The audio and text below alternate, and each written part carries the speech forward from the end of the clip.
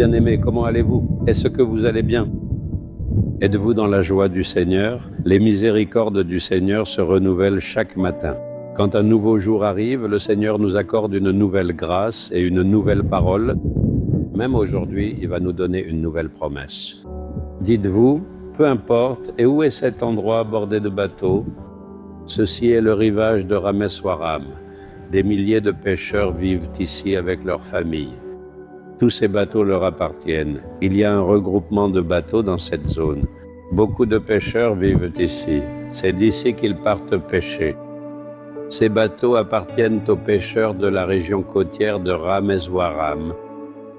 Jésus a rencontré des pêcheurs sur le rivage de la mer de Galilée, leur a donné une promesse et les a bénis.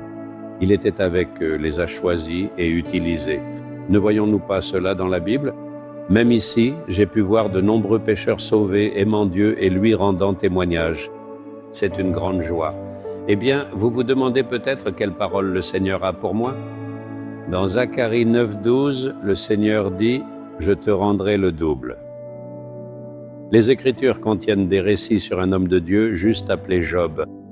Il était l'homme le plus riche et influent de la région où il vivait. Il vivait avec un nom et un statut renommés et possédait un troupeau de moutons, de bœufs et de chameaux.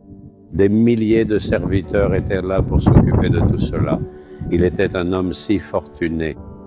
Il était le plus grand de tout l'Orient, et ainsi il était célèbre et riche dans tout le pays. Ses biens et ses bénédictions se trouvaient partout. Il avait 10 enfants. Il aimait Dieu, avait foi en lui et menait une vie juste. Dieu lui-même a témoigné de lui, disant « C'est mon serviteur qui se détourne du péché. Il menait une telle vie. » Soudain, un grand malheur s'abattit sur sa vie.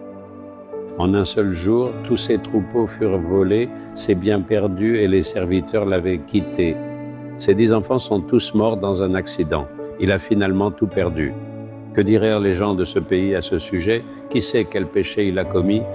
Il continuait à dire « Est-ce que cela arriverait même à un pécheur, que tous ses enfants meurent le même jour ?» Il disait peut-être qu'il a l'air pieux à l'extérieur, mais il a sûrement commis un péché en secret. Ils auraient parlé ainsi. Il a été couvert de honte et a été le plus ridiculisé. Alors qu'il faisait face à la perte d'un côté, il devait affronter la moquerie de l'autre. Cela a dû lui faire très mal au cœur, mais il a béni le nom du Seigneur en disant « Le Seigneur a donné, le Seigneur a repris ». Il n'a fait que louer Dieu et il ne s'est jamais plaint auprès de lui. Il n'a pas demandé « Pourquoi cela devrait-il m'arriver ? Ne suis-je pas ton enfant? Pourquoi cela devrait-il m'arriver ?» Il n'a ni remis en question ni murmuré. Il a loué Dieu en toutes circonstances. Dieu a vu cela et a mis fin à sa captivité en le bénissant au double. Dans le livre de Job, chapitre 1, il a tout perdu.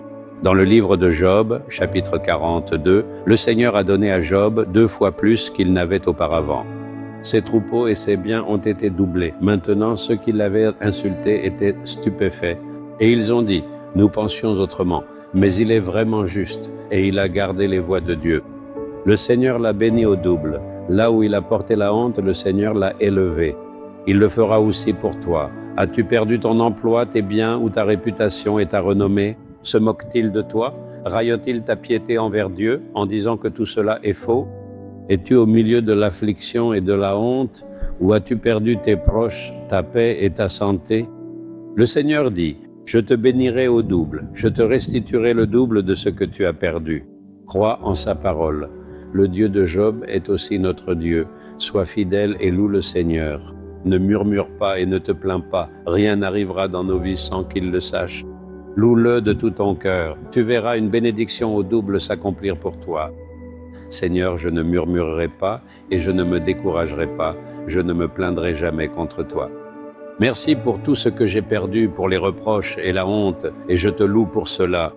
Je te loue parce que tu me béniras au double comme tu l'as promis.